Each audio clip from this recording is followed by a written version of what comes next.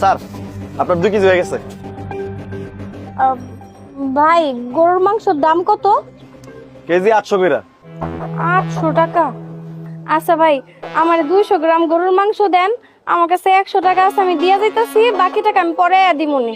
এই ফাইজলামি করতে আইছেন, বললাম না 800 টাকা কেজি।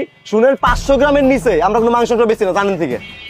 ভাই রাগ কইরেন না, আমার বাচ্চাটা অনেকদিন ধরে গরুর মাংস খায় না, তো আজকে গরুর মাংস দেখে ওর খাইতে ইচ্ছা করছে।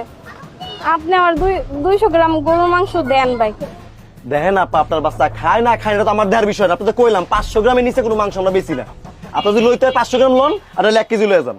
ভাই আমার 1 কেজি গরুর মাংস কেনার মতো সামর্থ্য নাই। আমি মানুষের বাড়িতে কাম করি, কোন রকম বাচ্চাটারে লইয়া দিন কাটাই। আমার বাচ্চাটার মুখের দিকে তাকা হইলো, আমারে 200 গ্রাম মাংস দেন ভাই। এই সামর্থ্য যেহেতু নাই তো মাংস খাইতে কিনলে গাইছস।